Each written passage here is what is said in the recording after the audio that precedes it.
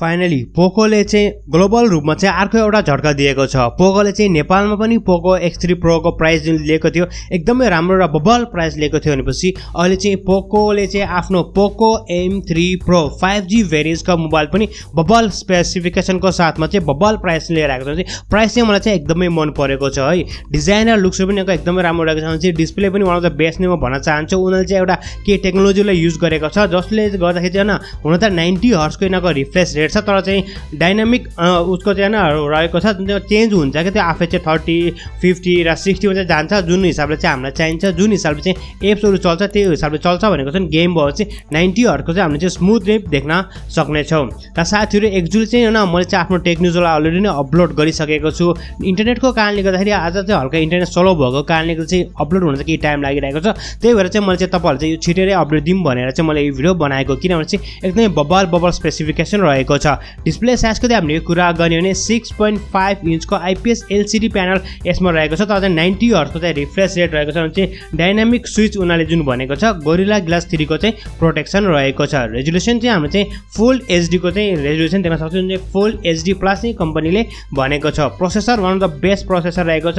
मिडियाटेकको चाहिँ डायमेन्सिटीको 700 को चाहिँ उनीहरूले चाहिँ प्रोसेसर युज गरेर जुन चाहिँ 5G भेरिएन्टको प्रोसेसर रहेको छ, जुन चाहिँ 4GB र 6GB को ऱ्याम रहेको छ र LPDDR4X को यसको ऱ्याम रहेको छ। 64 र 128GB को स्टोरेज रहेको छ, जुन चाहिँ 2.2 होइन UFS 2.2 को स्टोरेज रहेको छ। क्यामेरा यदि हामीले कुरा गर्ने भने चाहिँ पछाडिपट्टि चाहिँ तीनवटा क्यामेरा रहेको छ। 48 मेगापिक्सलको यिनीहरूको मेन क्यामेरा रहेको छ, जसको एपर्चर f1.79 को रहेको छ। भनेपछि 2 मेगापिक्सलको डेप्थ सेन्सर र 2 मेगापिक्सलको यिनीहरूको माइक्रो सेन्सर रहेको छ।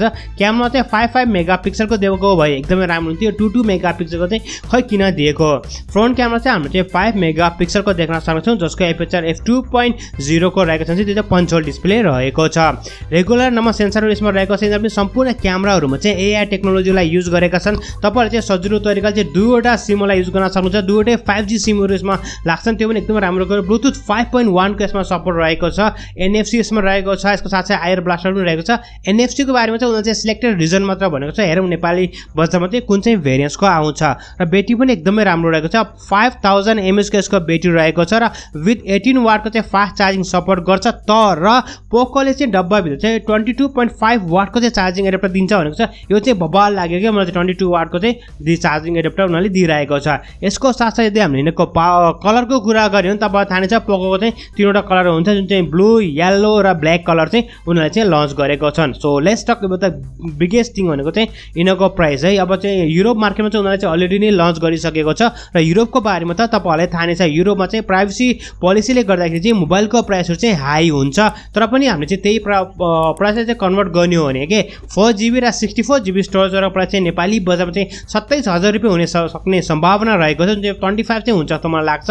यसको साथसाथ 6GB र 128GB स्टोरेजको प्राइस चाहिँ 30,000 जस्तो हुन्छ भन्ने कुरा लागेको थियो। मात्रै जस्तै 28,000सम्म चाहिँ चाहिँ लियो भने चाहिँ एकदमै राम्रो, तर चाहिँ 30,500 रुपियाँ जति पर्न चाहिँ जान्छ। र साथीहरू तपाईँहरूलाई चाहिँ पोको M3 प्रो 5G भेरिएन्ट्सको कन्फिग्रेसन अनुसार चाहिँ यसको प्राइस चाहिँ के कस्तो लाग्यो हाम्रो कमेन्ट सेक्सनमा कमेन्ट गर्नु होला। यसले चाहिँ रेडमी नोट 10 लाई चाहिँ टक्कर दिन्छ के। टक्कर दिन्छ भने सिधै जित्छ। मैले भन्ने हो भने रेडमी नोट 10 भन्दा चाहिँ यो चाहिँ एकदमै राम्रो रहेको छ, किनभने यसमा चाहिँ 5G भेरिएन्ट्स रहेको छ। साथमा चाहिँ हामीले चाहिँ यसमा गेमको लागि चाहिँ एकदमै राम्रो चाहिँ प्रोसेसर रहेको छ, जुन डायमेन्सिटी 700 को चाहिँ एकदमै राम्रो छ। गेमरहरूको लागि पनि यो मोबाइल चाहिँ एकदमै बबाल हुनेछ। र पोको नेपालले यदि यो मोबाइललाई छिटै नेपाली बजारमा आयो या चाहिँ नेपाली बजारमा लन्च गर्यो भने चाहिँ one of the best mobile चाहिँ यो हुनेछ ओभरअल क्या। अझसम्म चाहिँ पोकोले र स्वामीले नै लिड गरेको छ, तर चाहिँ पोको चाहिँ नम्बर 1 होला जस्तो चाहिँ मलाई पनि लागिरहेको छ।